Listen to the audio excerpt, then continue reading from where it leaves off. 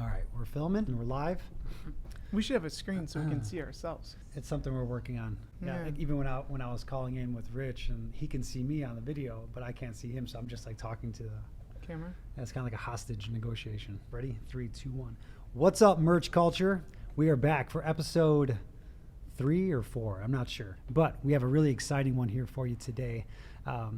We have Joey Santo, the COO of Culture Studio here, and this is especially exciting because we never really get Joey out into the public eye. He's kind of that Bigfoot, if you will. He's Bigfoot, like that. You know he's out there.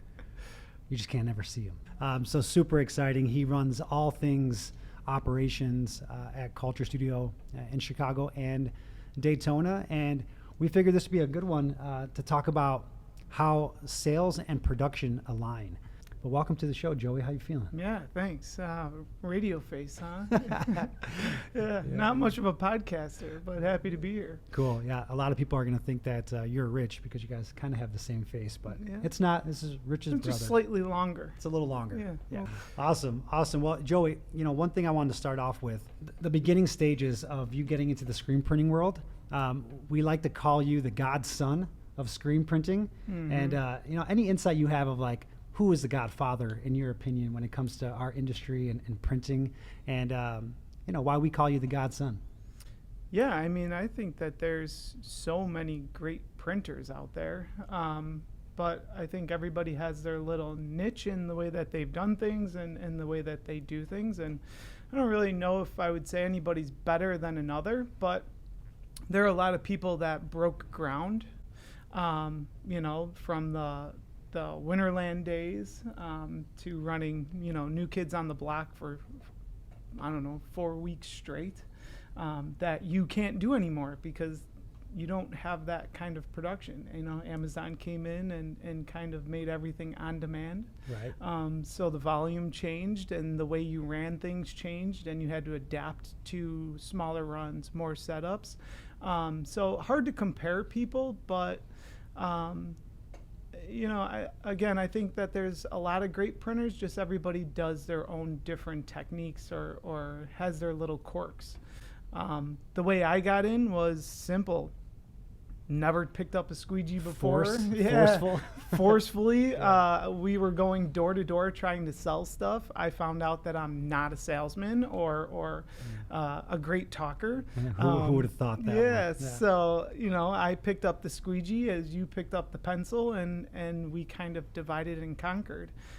Everything that I know and did was all through long hours, blood, sweat, tears, trying stuff, not trying stuff, mixing things together, adding vanilla extract to our discharge because it smelled so bad back in the day. To give a little, I remember that, giving a little good smell, giving a vanilla kick to it. Nobody really liked the rotten egg smell, so, had to brighten that up, and having a culinary background, I was able to merge those two things together and really just testing every single aspect of screen printing and always questioning why.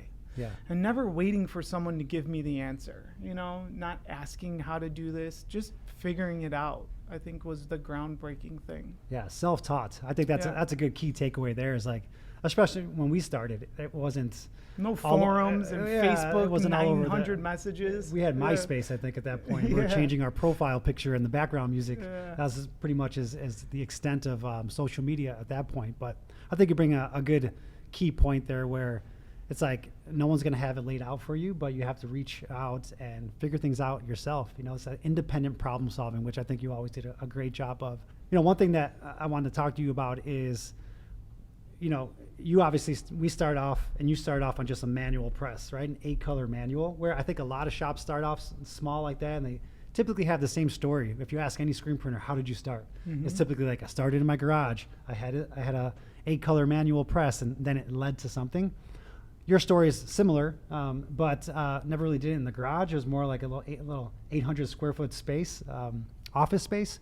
But is there anything that you miss from the days of doing it by hand and not having all the customers Let's just Oh at the my level that God. you're at now. You mean under oath screaming in the background, Yes, just that was printing it. for 14 hours a day? Yeah, I remember you used to just, Yeah. what was it, Under Oath or Cartel, where you would just jam Yeah. out and just Yeah. print. Anything that you miss from that, or anything that you carry with you, remembering those times into obviously running massive production now. The love of screen printing is still there. You know, I got the mark here on my hand. You Got know, the tattoo, yeah. I'll always be a part of screen printing. Now my job focuses more off press, but you know, I wouldn't say I miss printing for 14 hours a day, because now I get to print with people for 14 hours a day. And I get to lead people and show them how to independently problem solve and how to think about things outside of, you know, their little issue that they have going on. So it's definitely different, but it all works. It's all satisfying in the same, if you will. Yeah, and I think now you get to work with people and teach, you know, which Right. I know you really love to do, and that's where a lot of your energy goes now. All right, cool. Next thing I want to talk to you about is something you have a very rare, almost a rare condition or rare. The twitch? Not the twitch. Yeah, Okay. could be the twitch, could be the long face. No, what I'm getting to is you have a rare ability to think about sales and output and growth and capitalizing on the opportunity, which is very rare, I think, for someone that's in production, right? It's like sales is typically in fantasy land.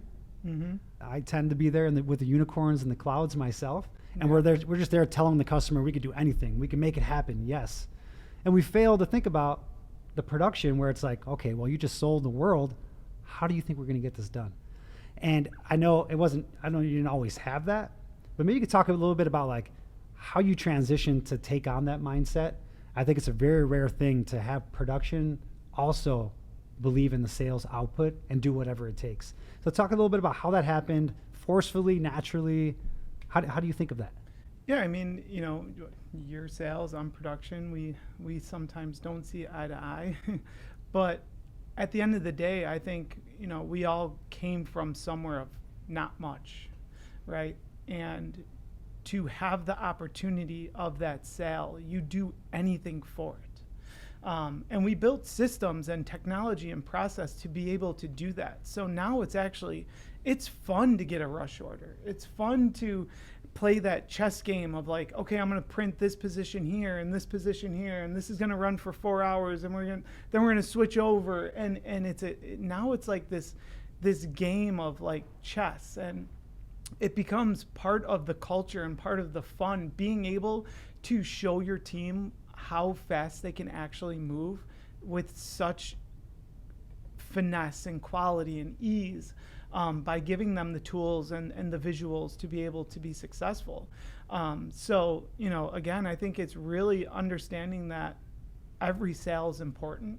Every client, every opportunity you want to take 110% care and thoughtfulness on, and then delivering that to your team. Yep. Yeah, that's great perspective. We always say that like everyone is on the sales team. Yeah. Right. In one capacity or another, everyone's on the sales team. And whether that's persuasion for the next role or getting someone to buy into your culture or the ideas, there's a bit of sales everywhere. And I think you've done a good job on just building the production team and building the people around you to take on that mindset and know that we're probably going to wish and take on the impossible. But now it's up to you guys to make the impossible a reality. And there's Right. some pride in that, right? Yeah, I mean, that's the culture, right? The culture is, we're not just screen printers. We don't slap ink on t-shirts. We don't throw shirts on a belt. We take pride, passion, and care about what we're doing. And if we're not going to purchase it when we see it, then we're not going to produce it. And we really try to instill that in everyone, from the art to the account manager to the guy mixing the ink to the guy washing the screens.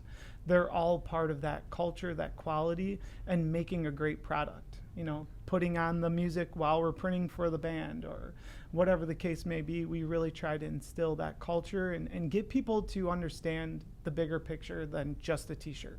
Wow, that's good stuff, merch culture. Hopefully you guys are writing this stuff down, taking some points, because those are all value bombs right there. Coming from a production perspective and aligning with sales, that's it's a different thing. And if those two things can line up, you could do some incredible things for the customer and the fan. One thing before we move on to the next point, to be able to capitalize on every opportunity that comes or be able to push yourself, how much of it is mindset? How much of it is process? Yeah, it's the old saying, you can lead a horse to water, but you can't make them drink, right? Like, Right. you have to have a good amount of both. You have to have someone that's open-minded, someone that's ready to be a part of the culture and the bigger picture. We bring in a lot of people with 20 years experience and worked all over the world, and they can't rally around the bigger picture. You have to have people that understand the goals of your organization or what you're trying to do. And then you have to have the process set for them so that they can be successful. So really it has to go hand in hand. Because if you have someone with super open-mindedness but doesn't have a process, they can't figure out which way to go. Or if you don't have someone that's open-minded and you have all the process, they're not going to want to be a part of that bigger picture. Absolutely. That totally makes sense. Yeah. Got to have the mindset. Then you have to have the tools to succeed, Yeah, right? Whether that's absolutely. technology, whether that's process, whether that's a step-by-step. Those two, if you can get those two to align, which neither are easy. No. Been doing this for how long? Long. Long. 14, 15 years. Yeah. It takes time to get there, for sure. But as long as the culture that you're instilling into your people is unwavering, you can accomplish some really great things. Absolutely. No, those are some really good points. One last thing I want to ask you about is we're talking about rush orders. And I think this will pertain to the audience as well, because, this podcast is meant for the music industry, those that are project managers, production managers, designers, all within this space. And we all know that rush orders, it is the norm, right? I think we tried to change that a long time ago. Just you can't change an industry. It is what it is. Mm-hmm. The sooner you realize that's the way it's going to be, the sooner you can come up with ways around it. So obviously we live in a rush world. The product line just got approved before the show, 2 days before, and you got to get it done, right? Mm-hmm. The show must go on. What do you need from a production perspective, from us idiot salespeople, to make a successful rush happen? Garment and art, baby. That's it. That simple? Yeah. No, that's actually funny. I was just talking to Justin, our art manager, about rush orders, and he actually said, Justin, he's like, rush orders are easy now.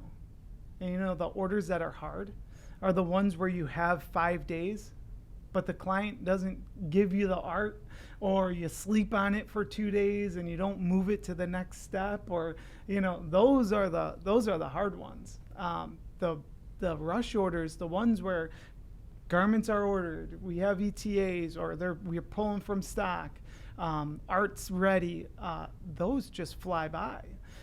So rush orders are actually becoming, because they are such a norm, are becoming the easier thing to do, rather than the ones where you have those 4 to 5 days, but then it goes up to the second, and then you're trying to figure out, well, how am I going to get this done? Right.